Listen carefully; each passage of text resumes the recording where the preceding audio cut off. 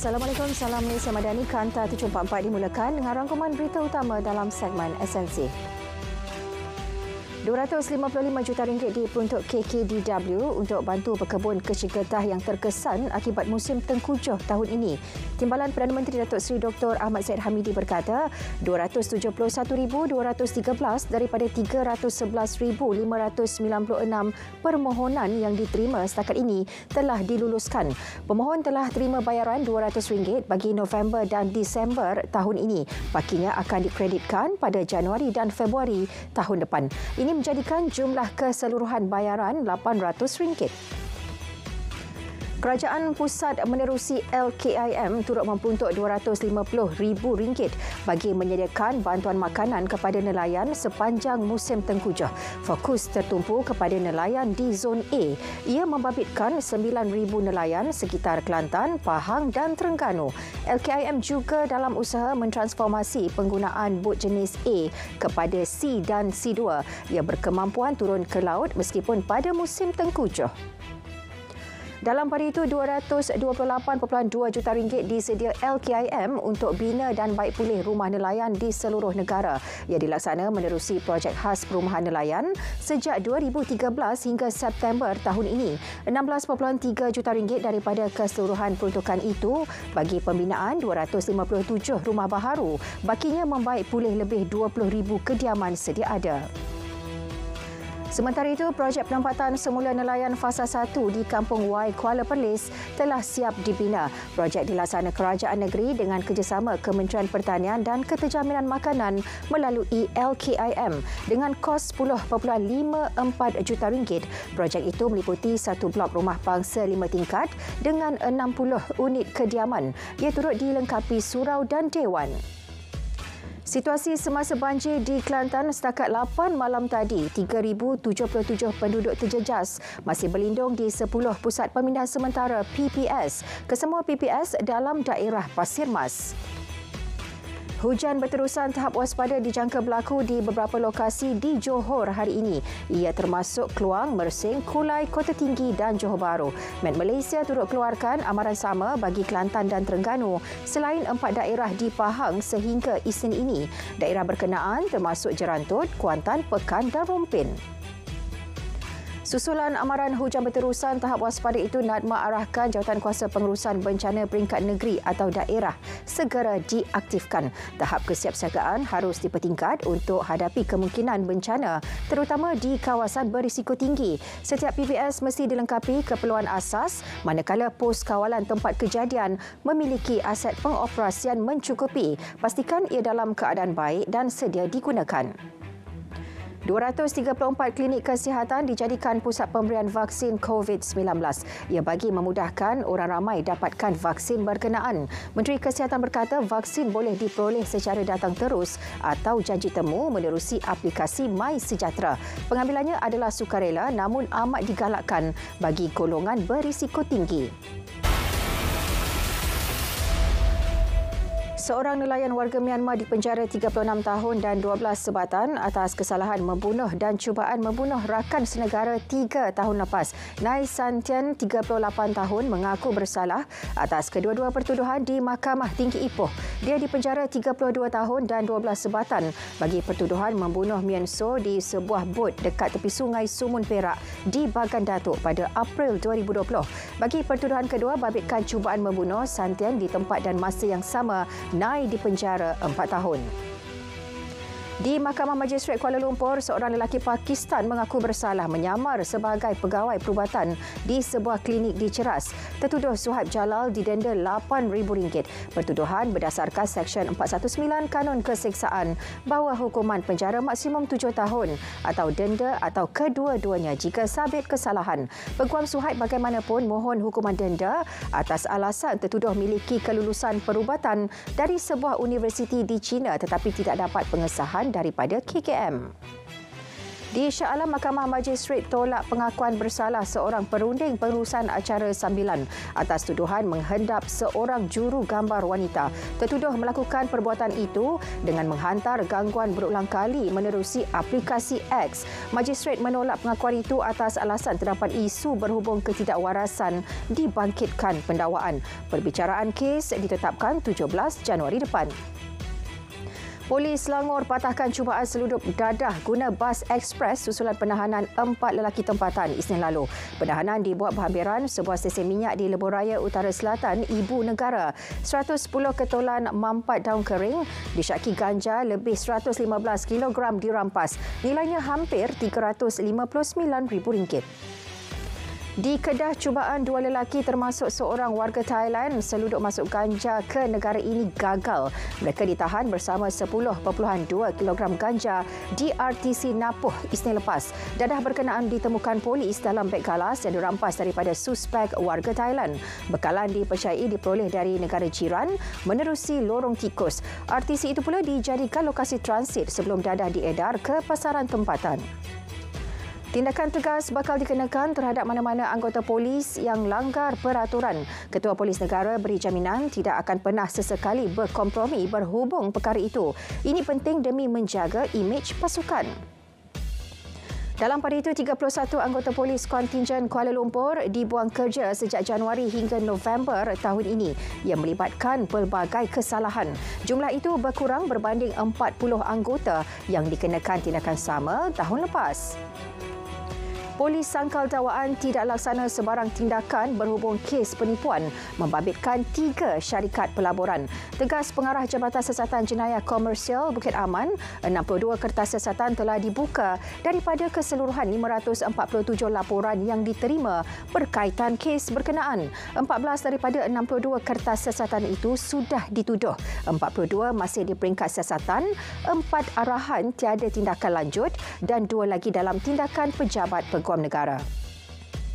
Dan ini usaha terbaru untuk perangi jenayah dalam talian. Menurut Menteri di Jabatan Perdana Menteri, Undang-Undang dan Reformasi Institusi, Reformasi Perundangan selaras peredaran masa dan perkembangan teknologi akan dilaksana. Kajian mengenainya bakal dijalankan selama 3 bulan mulai bulan depan. Fokusnya meneliti cabaran selain mengenal pasti langkah perundangan yang komprehensif bagi membantras jenayah berkenaan. Dalam perkembangan lain, beliau memaklumkan cadangan penubuhan Mahkamah Komersial Antarabangsa di Malaysia sedang diteliti. Ia bertujuan menjadikan Malaysia destinasi pilihan di rantau ini bagi penyelesaian pertikaian berkaitan undang-undang komersial. Penubuhannya juga berupaya tingkatkan keyakinan pelabur asing untuk melabur di negara ini. Perkara mengenainya telah dibincang bersama Ketua Hakim Negara dan pihak mahkamah. Keperluan media berpartisan untuk peroleh kad media Jabatan Penerangan Japan harus diteliti semula. Timbalan Menteri Komunikasi berkata ini memandangkan ia menjurus kepada elemen berpihak. Ia bertentangan dengan prinsip media yang adil dan tidak berpihak. Perkara mengenainya telah dikemuka pada sesi libat urus penggubalan etika kewartawanan Malaysia dan prosedur tetap operasi kad perakuan media Japan Selasa lepas. Media berperanan penting dalam membantu agensi agama di negara ini. Menurut Menteri di Jabatan Perdana Menteri Hal Ehwal Agama, ini termasuk menyebar luas maklumat benar dan bermanfaat kepada rakyat. Kerjasama utuh bersama media juga dapat membantu masyarakat mengetahui fungsi setiap agensi agama. Meningkatkan pelibatan sektor swasta dalam industri minyak sawit. Itu antara usaha yang akan dilaksana Kementerian Perdagangan dan Komoditi untuk tangani masalah penurunan pengeluaran minyak sawit. Menterinya komited mainkan peranan lebih agresif untuk menjayakan misi berkenaan. Ia bagi mengelak sektor minyak sawit alami nasib sama seperti industri getah. Finas pula bakal bergerak lebih aktif untuk bawa filem-filem Malaysia ke peringkat global. Ke arah itu, fokus akan diberi kepada aspek praproduksi, terutama penghasilan skrip berkualiti. Selain itu, Menteri Komunikasi memaklumkan program pemasaran ditambah baik bagi meningkatkan hasil kutipan. Langkah mengadaptasi pendigitalan dan automasi dalam perniagaan mampu bantu tangani implikasi ekonomi susulan peningkatan kes COVID-19. Penganalisis ekonomi optimis, peniaga tempatan tidak akan terperangkap dalam situasi COVID seperti sebelum ini. Mereka telah kuasai kemahiran untuk urus perniagaan secara digital. Cukai jualan ke atas barangan bernilai rendah LVG import wajar dan bersifat adil kepada semua peniaga, terutama PMKS tempatan. Presiden Persatuan Akauntan Percukaian Malaysia berkata, ini kerana bekalan yang dibeli PMKS daripada kilang tempatan mempunyai elemen percukaian. Justru barangan tempatan yang dijual dalam talian dilihat lebih mahal berbanding barangan import. Cukai yang akan dikenakan mulai 1 Januari tahun depan juga mampu tingkatkan hasil negara. Petronas komited mencapai sasaran mengekal dan meningkatkan pengeluaran minyak dan gas Malaysia untuk 3 tahun akan datang. Ia dijangka membuka peluang kepada pembekal industri perkhidmatan serta peralatan minyak dan gas merentasi penerokaan, pembangunan dan pengeluaran. Syarikat minyak dan gas negara itu sedar tenaga perlu dihasilkan dengan cara yang berpatutan dan mampan. Ia bagi memenuhi permintaan negara, tenaga untuk mengekalkan pertumbuhan ekonomi. Lembaga Zakat Selangor LZS optimis capai sasaran kutipan zakat perniagaan berjumlah RM167 juta tahun ini. Setakat bulan lalu, zakat perniagaan RM116 juta berjaya dikutip. Zakat perniagaan antara penyumbang utama kepada kutipan zakat di Selangor. Tahun lepas, jumlah kutipannya mencecah RM166 juta. Perbadanan Harta Intelek Malaysia memperkenal inisiatif terbaharu Copyright to You (CR2U) untuk mempercepat proses pensijilan dan notifikasi hak cipta. Usaha itu untuk merangsang pertumbuhan industri kreatif di Malaysia. Melalui inisiatif berkenaan, pemilik hak cipta akan dapat perlindungan dengan lebih cepat dan efisien. CR2U adalah langkah proaktif untuk bawa perubahan positif dalam dunia hak cipta di Malaysia. Pertempuran di Gaza makin memuncak. Serangan Zionis kini tertumpu di pusat bandar. Penduduk yang cedera termasuk kanak-kanak dibawa ke Hospital Nasir, selatan Semenanjung Gaza. Sejak 7 Oktober lalu, lebih 18,000 rakyat Palestin terbunuh, manakala 50,000 lagi cedera akibat serangan berterusan Zionis. Tindakan Houthi melancarkan peluru berpandu ke atas kapal Norway berupaya jejaskan kestabilan Yaman. Menurut jurucakap Pentagon, tindakan berbahaya itu jelas melanggar undang-undang antarabangsa. Houthi memaklumkan serangan dibuat sebagai protes terhadap pengeboman Israel ke atas Gaza. Mahkamah Rayuan di Colorado memutuskan Donald Trump tidak boleh bertanding pada undian utama Presiden berikutan tindakannya menyerang Capitol pada 2021. Mahkamah Agung Colorado memaklumkan keputusan itu mengikut Seksyen 3 Pindaan ke-14 Perlembagaan Amerika Syarikat.